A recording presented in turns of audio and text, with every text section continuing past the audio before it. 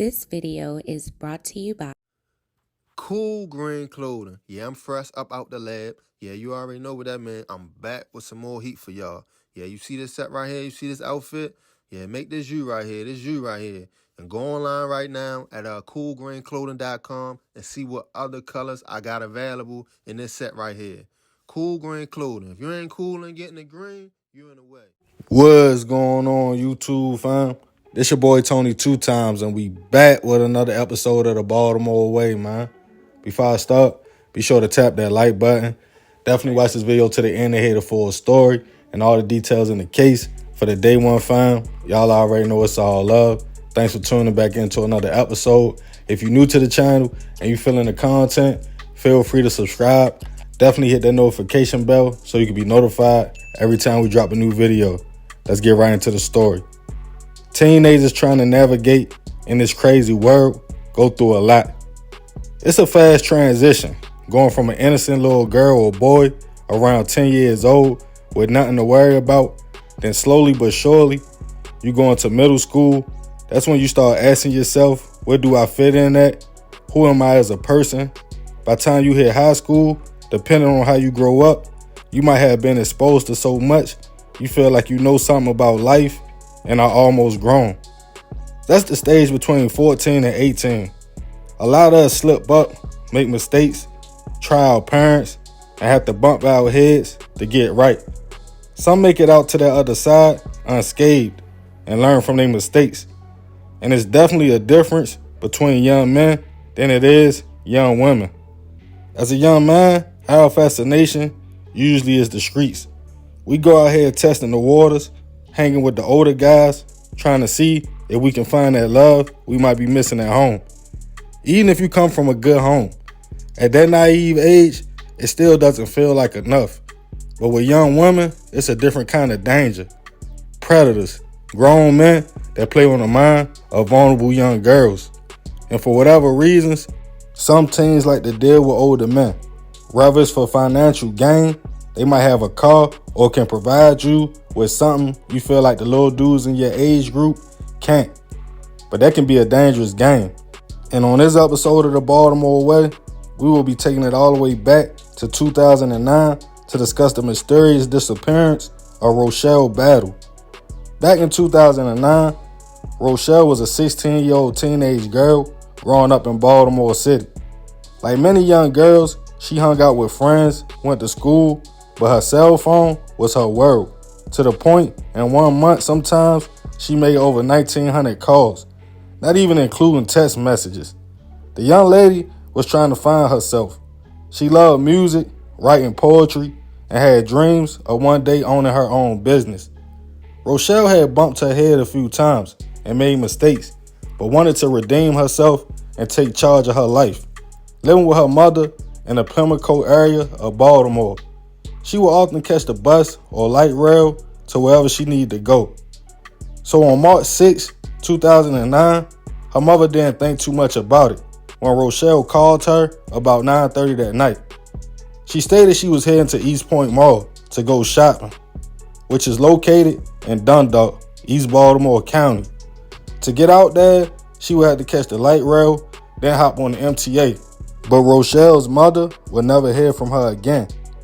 As it started getting later in that night, her mother attempted to call her phone. It rang at first, but no answer. The second time she called, it went straight to voicemail, like it had been cut off. Worried about her daughter, she quickly went to Baltimore City Police to file a missing person report. They took note of the mother's concern, but had to wait a few days to confirm Rochelle wasn't just out, not coming home. But a few days later, no one heard from or saw the young lady at all. As police searched her phone records, they quickly realized the teen was active on chat lines and talking to an older man in his 30s named Jason Gross, who lived in Middle River, Baltimore County. City police ran the last location on where Rochelle's phone pinged, and it was close to that area, so the case was handed over to county police. As they started an investigation, they quickly picked up Jason for questioning. He stated he did indeed know Rochelle. They met online, but he claimed the young lady said she was older, in her 20s. So he decided they would meet up that night of her disappearance at a bar by his house. But Jason stated she never arrived. Last time he spoke to her, she stated she was on her way. She just had to stop by the mall first. With no evidence, they had no choice but to let Jason go at first. Detectives started to trace Rochelle's tracks. One video captured by the MTA camera caught her getting off the bus with blue jeans and boots on, right by the mall. That was the last time she was seen. Police would get a break when one of Rochelle's friends stated they spoke to her after that call with her mother, and she told them she was going to kick it with her white friend, and he was pulling up. That made the tellers believe that Jason did in fact pick up Rochelle, and they headed to his house, and he was lying about the situation. They soon realized Jason worked close to a landfill with an incinerator right by it, off of Earls Road in Chase. They also searched his phone to see his and Rochelle's phones pinged in the same location on Eastern Boulevard. Cell phone towers indicated the two phones coincided with the locations that went from Stemmers Run Road to Benji's Drive-In, where Rochelle spoke to her friend around 10 p.m. That was her last phone call.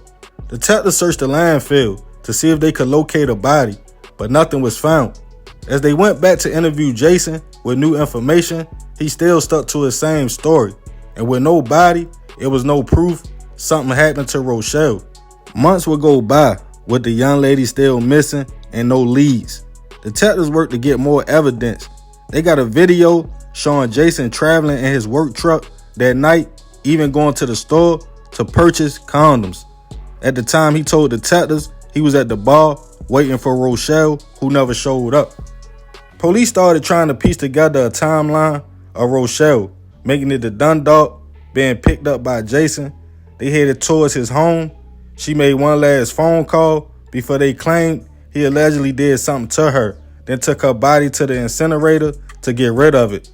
But the problem was, it wasn't no body, no blood, no physical evidence, and Jason stuck to his story, stating he always rode in his work truck, and he sometimes did burn items, but he never met up with Rochelle. His past records showed that he had charges of sexual assaults and other situations, indicating he might be a predator. But the case would go still until almost 1 year later. Prosecutors decided they would try to charge Jason under the No Body Act, meaning just because there's no body doesn't mean a crime wasn't committed. They would present evidence to a jury and let them decide. His attorneys would argue everything was hearsay, and Jason wasn't a genius to commit the perfect murder, even claiming they had no idea how the two phones pinged in the same locations at the same exact time, maybe because he often traveled in that area. They continued to search for Rochelle or her body with no luck. As the case made its way to trial, prosecutors told the jury it would be like putting together pieces of a puzzle. They claimed Jason knew Rochelle was a minor and knew once they met up, he would do something to her, knowing he had connections to get rid of a body, so she could never tell on him. They pointed out the fact Rochelle lied to her mother, but told her friend she was going to see an older man in typical teenage fashion, but Jason thought she wouldn't be missed. But his lawyers claimed Jason thought she was in her 20s. He never denied talking to her online, even admitted they were supposed to meet at a bar that night of her disappearance, but Rochelle never showed up. They also claimed it was a pay-to-play type of situation and that Rochelle was using chat rooms to set up dates, claiming she could have met someone earlier and went missing. Their biggest point was there was no body or no evidence proving the young lady was even gone at all. But with all the information, a jury found Jason guilty on hit charges on Rochelle and sexual assault of another victim that came forward in another case. In October 2010, then 36 years old, Jason was sentenced to the maximum sentence in a case with no body, 30 years on top of 10 more years for the claims of the other victim in the other situation, for a total of 40 years. Rochelle's father read an impact statement at court that her mother wrote and was too shaken up to read, stating how Jason messed their lives up and Rochelle wasn't a perfect child, But she was striving to do better, had dreams and goals, and he stole that from her. Jason also spoke and maintained his innocence. His family and friends claimed he was a working man with kids of his own and would never do anything like that. Nearly 14 years had went by, and Rochelle still hasn't been found. She would be 30 years old if she is still alive today. I send my prayers and thoughts to her family. It's tough, feeling like something happened to a loved one and you can't even get closure by laying them to rest. For the young girls, watch who you talk to online and decide to meet. I tell my daughters all the time, there's no way you can get to know a person through messages or even over the phone. It's predators out here with trafficking and everything else that's going on. It's not worth it. Trying to have fun with an older dude could cause you or your family a world of pain. The end doesn't justify the means. Take your time, bloom into young women. You will have plenty of time to date once you are old enough to use discernment. But yeah, man, let me know what y'all think about this situation. This is a crazy story. And what's real crazy, I never even heard of it. Like, it never got no attention like that, So real messed up situation, man. Like I said, if she's still alive, she would be 30 years old. They never found nobody. But y'all want to know what y'all think in the comments. Definitely be respectful. Y'all already know it's all love, fam. I appreciate you if you made it to the end. This your boy Tony 2 times. This another episode of the Baltimore Way. I'm out.